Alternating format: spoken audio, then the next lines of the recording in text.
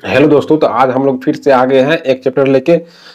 इतिहास का एक महत्वपूर्ण टॉपिक है प्लासी युद्ध के बारे में हम देखेंगे। लेकिन इससे पहले वाला जो आप लोग वीडियो नहीं देखे हैं तो वो वाला जो वीडियो जाकर आप लोग देख लीजिए, क्योंकि उसमें हम कवर किए थे यूरोपीय कंपनी का आगमन। उसमें हम कवर किए थे कि कर्नाटक का प्रथम युद्ध, द्वितीय युद्ध, तृतीय युद्ध के बारे में। हम इसलिए यहाँ पर बोल रहे हैं कि प्रथम युद्ध, द्वितीय युद्ध, तृतीय युद्ध, क्योंकि यहाँ पर जो है यहाँ पर काम आने वाला है। हम यहाँ समझते हैं कि जब कर्नाटक का प्रथम युद्ध, द्वितीय युद्ध, तृतीय युद्ध हुआ था तब फ्रांस जो है, ये फ्रांस और ब्रिटेन के बीच युद्ध चल रहा था। लेकिन तृतीय युद्ध तक जो क्या हुआ कि अंग्रेज जो है वो अपना महत्वाकांक्षा दिखाने लगा राजनीतिक में, यानी कि फ्रांस जो है वो हर बार जीता जा रहा था। तो वो क्या हुआ कि व्यापार से जो है अपना राजनीतिक महत्वाकांक्षा दिखाने लगा। तो इसीलिए जो है आगे चल के जो है वो बंगाल पर कब्जा करना चाहे, यानी कि बंगाल के जो है वो राजनीतिक में वो हस्तक्षेप करना चालू कर दिया था। तो अब यहाँ से समझिए, जब कर्नाटक का तीसरा युद्ध हुआ 1956 तक में, तो यहाँ से क्या हुआ कि जो है बंगाल में जो है तीन प्रमुख जो है राजा का जन्म हुआ, मतलब एक राजा का उदय हो रहा था। सबसे पहला राजा था वहां पर जो है, वैसे तो कई राजा का उदय हुआ, लेकिन सबसे पहला जो है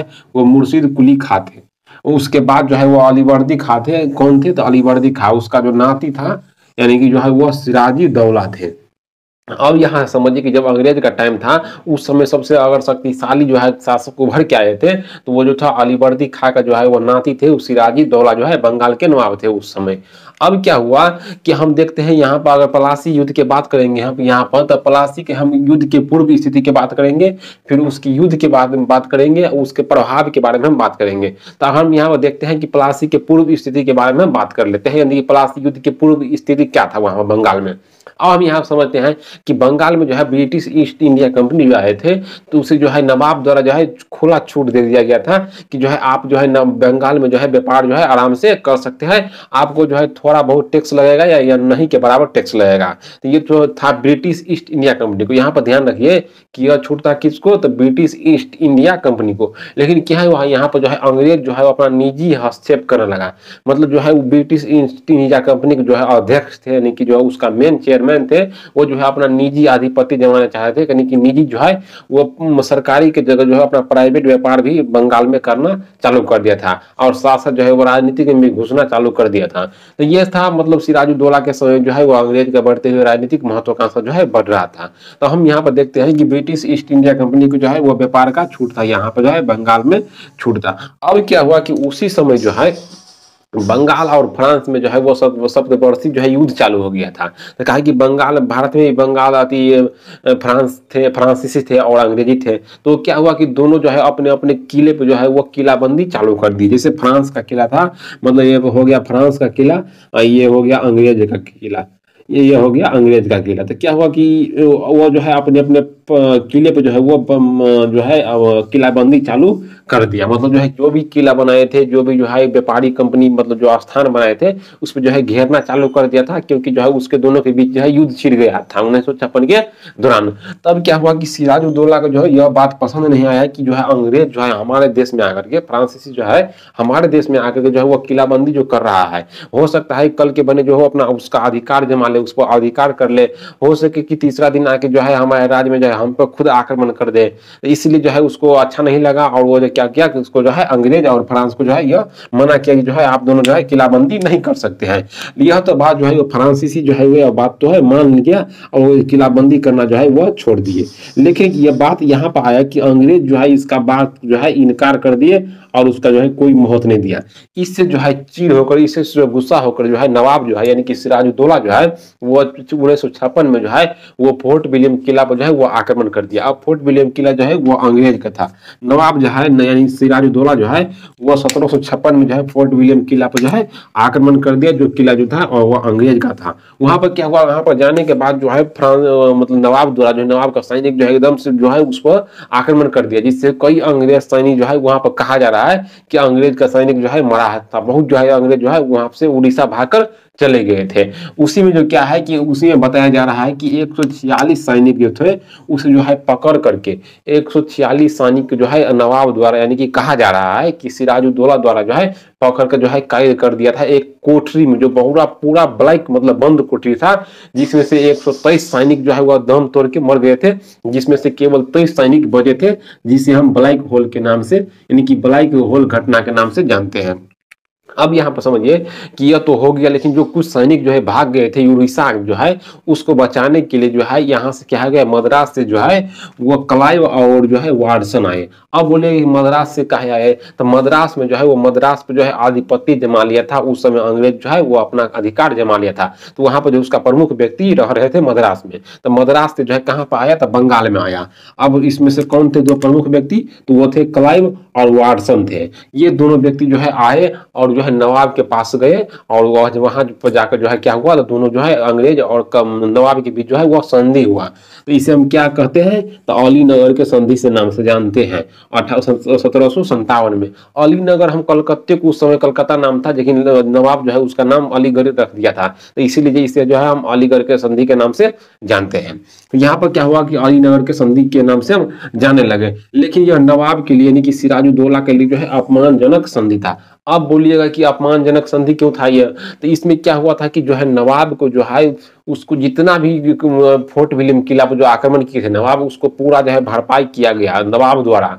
इसमें क्या हुआ कि अंग्रेज जो है यह मनवा लिया नवाब से कि हम जो है आपके गांव के इर्द गिर्द, मतलब आपके राज के इर्द गिर्द जो है हम कहीं पर जो है किला बनवा सकते हैं। तो ये क्या हुआ, तो यह जो है नवाब को बहुत खिलाफ था। और इसमें क्या हुआ कि हार जाने के तौर पर जो है जो भी नष्ट हुआ था सामान उसको जो है भरपाई नवाब को करना पड़ा। तो ये सब क्या हुआ कि इसीलिए जो है यह जो संधि हुआ था वो नवाब के लिए जो है वो एक तरह से अपमानजनक संधि था। लेकिन अंग्रेज को जो है यहाँ पर इतना से मन नहीं भरा था, उसका मन था कि हम जो है पूरा बंगाल पर अपना कब्जा कर ले।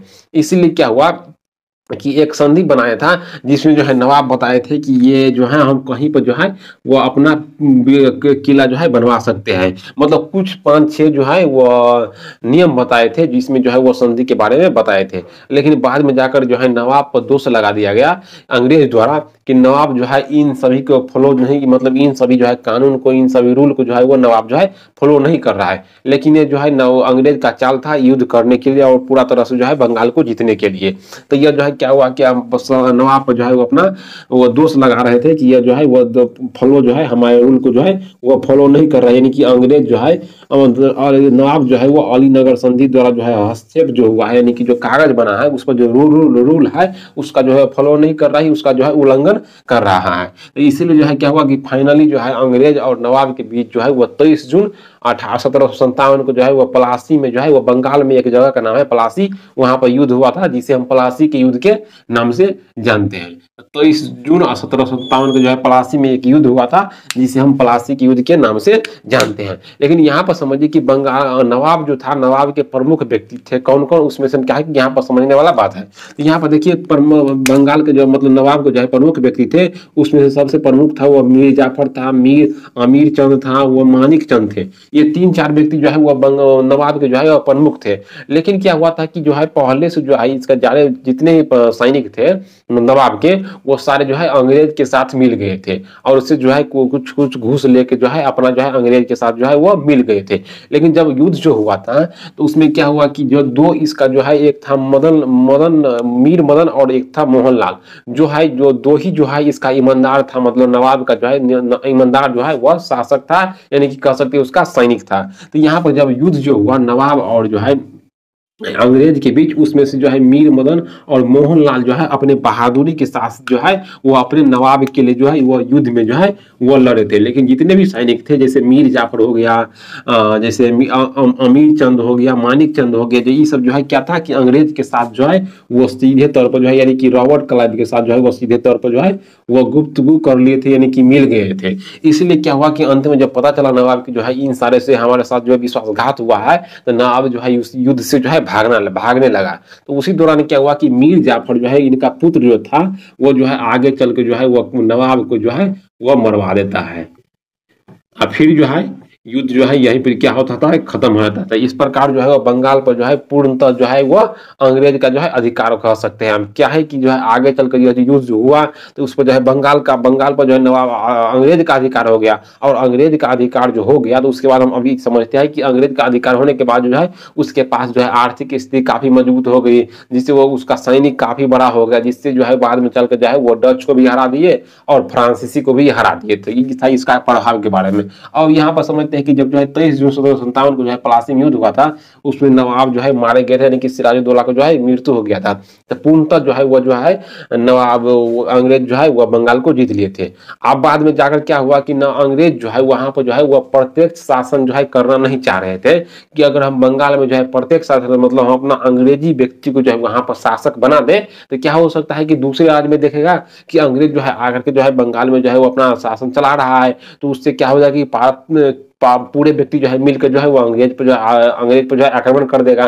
तो इसीलिए जो वह चाह रहा था कि कुछ ऐसा व्यक्ति मिल जाए जो अप्रत्यक्ष रूप से उस पर शासन पड़ जाए, शासन कर सकते, जैसे कि एक हाथ का कठपुतली हो सकता है। तो इसलिए जो है वह जो चुना जो है वो मीर जाफर को चुना था। वो नाम के लिए जो है उसे जो है वहां पर का जो है नवाब बना दिया गया था, बंगाल का नवाब। बाद में चलकर क्या हुआ था कि ऐसा मांग करने लगा अंग्रेज कि मीर जाफर जो है उसका पूरा नहीं कर पाए, तो इसलिए जो है उसको जो है मजबूरी बस जो है उसको हटना पड़ा। तो इसके बाद जो है मीर जाफर का दामाद जो है वहां पर जो है वह आधिपत्य करता है, यानी कि नवाब बंगाल का नवाब बनता है। बाद में जाकर जो है उस बक्सर का युद्ध होता है, तो इसे हम आगे जाकर देखेंगे। लेकिन उसके बाद जो हम यहाँ पर प्रभाव देख लेते हैं क्या क्या प्रभाव हुआ। तो क्या हुआ कि जब जो युद्ध जीत गए तब अंग्रेज को जो है क्या क्या लाभ मिला वहां पर, यानी कि प्रभाव हुआ कि वहां जो है क्या हुआ कि इसका सैनिक जो था उसमें बढ़ोतरी हो गया। उसका बंगाल वाला सैनिक था, मतलब अंग्रेज का सैनिक था मात्र 3000, जिसमें प्लासी का युद्ध हुआ था। प्लासी के युद्ध में क्या था कि अंग्रेज के पास जो था ओनली जो है वो 3000 सैनिक थे, और इसके पास जो है कितने सैनिक थे, नवाब के पास जो है वो नवाब के पास 50,000 सैनिक थे। जिसमें से क्या हुआ था कि सारे के सारे व्यक्ति जो है मीर मदन और मोहनलाल के सैनिक के सिवा जो है वो सारे व्यक्ति जो है वहां पर जो है अंग्रेज के साथ मिल गए थे। इसीलिए यह जो युद्ध है एक प्रकार से विश्वास युद्ध नहीं था, एक प्रकार से विश्वासघात था। तो अब हम प्रभाव की बात अगर देख लेते हैं तो इसमें क्या हुआ था कि व्यापार जो है उसका करना स्वतंत्र हो गया बंगाल में। पूरी तरह से बंगाल पर जो है आर्थिक स्थिति जो है वह बंगाल जो है आर्थिक स्थिति को पूरी तरह से शोषण कर सकता था, और अपना आर्थिक स्थिति जो है वह मजबूत करने के लिए पूर्णतः तैयार हो गया था। अगर हम यहाँ पर बात करेंगे दक्षिणी स्थिति जो है, देखिए यहाँ पर मैप के जरिए आपको समझाते हैं। यह जो हो गया इंडिया का, अगर हम मैप यहाँ पर देखते हैं तो एक सेकंड जो है रफली अगर मैप बनाते हैं यहाँ पर देखिए, अगर रफली यहाँ पर मैप बनवाते हैं, मैप बना लेते हैं।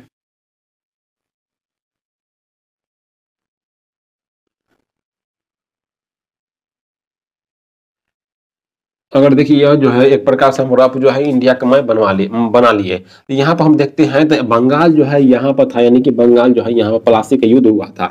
उस समय क्या हुआ कि दक्षिण में जो है मैसूर जो है, जिसे हम मद्रास के नाम से जानते हैं, यहाँ पर मैसूर में जो है वह शक्ति जो है उभर रहा था। मतलब अधिक जो है शक्तिशाली जो है राजा जो है वह अपना जो है आधिपत्य मतलब जो है एक तरह से शासन कर रहे थे। अंग्रेज के खिलाफ जो है वह जो है एक तरह से षड्यंत्र रच रहे थे।